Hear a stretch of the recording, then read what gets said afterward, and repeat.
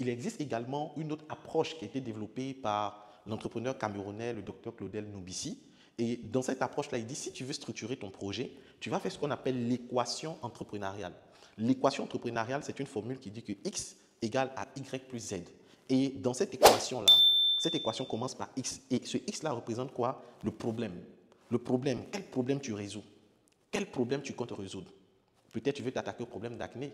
Peut-être tu veux t'attaquer au problème du manque de compétences en informatique. Donc tu vas te dire, ok, moi je vais créer mon cabinet de formation en informatique parce que j'ai remarqué qu'aujourd'hui, plusieurs personnes ne maîtrisent pas l'outil informatique. Ah, je veux créer ma structure, mon gabadrome parce que je remarque que dans ce quartier, il n'y a pas de gabadrome. Je veux créer ma structure de BTP parce que je vois que le secteur dans lequel je suis, le secteur est en chantier, c'est en construction. Les gens cherchent à construire des maisons, donc je me lance dans le BTP. Ça peut être aussi le multimédia. Moi, je lance mon projet parce que je remarque que quand les gens font des événements, ils ont du mal à couvrir l'événement, faire des photos, enregistrer. Donc, voici le problème que je vais attaquer. Donc, le X représente le problème que tu vas attaquer et la solution que tu vas apporter. Ça, c'est très important. Donc, problème, solution. Problème, solution.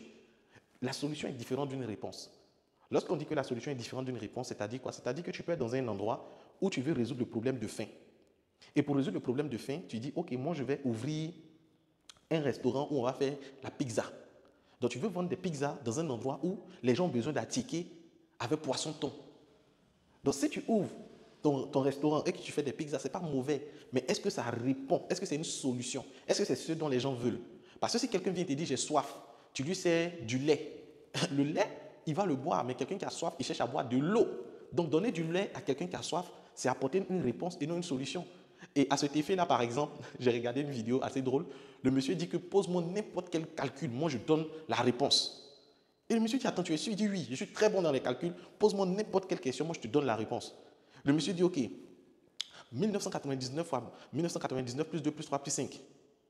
Il dit, ça fait 1 200 000. Le monsieur dit, ah bon, comment tu as fait?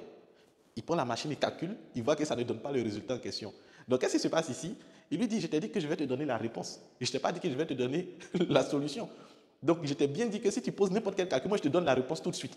Donc, donner la réponse n'est pas forcément donner la solution. Donc, il y a des gens qui lancent des projets. Ces projets-là sont bien, c'est intéressant, mais ce n'est pas des solutions aux problèmes des gens. Et ce qui se passe quand tu proposes un produit ou un service qui ne répond pas à un problème, ce qui va se passer, c'est quoi? C'est que les gens, ils ne vont pas valider. Ils ne vont pas valider. Les gens ne vont pas acheter place pour raison que ça ne répond pas à un besoin.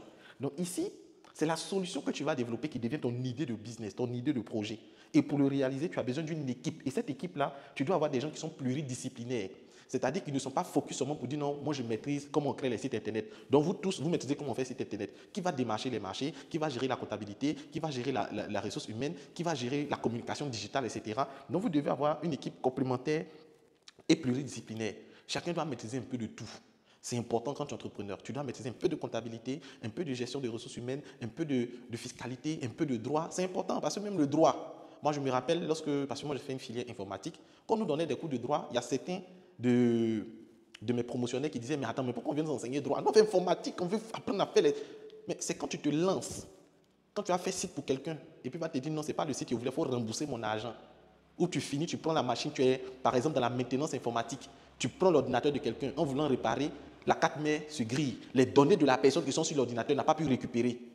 C'est ce jour-là, tu vas comprendre qu'il fallait apprendre le droit.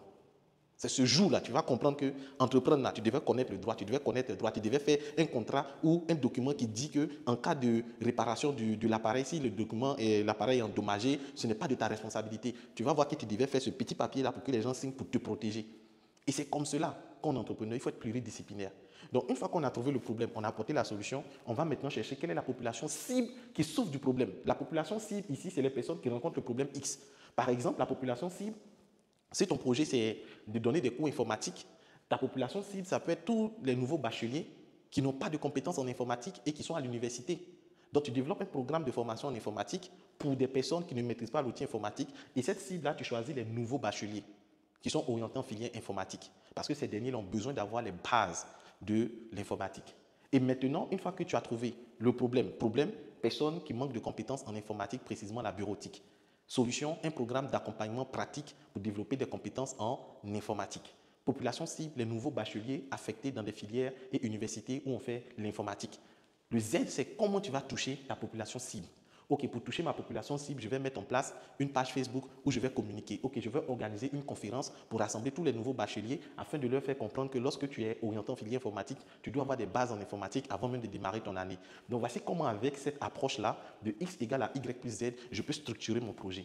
Et ici, résolution de l'équation entrepreneuriale égale à business model. Lorsque tu arrives à résoudre l'équation entrepreneuriale, tu arrives à dégager ce qu'on appelle le business model. Obtention des business models égale à entreprise. Quand tu obtiens ton business model, que tu l'as implémenté, tu as travaillé, tu vas finir par créer ton entreprise. La recherche du business model, c'est la start-up.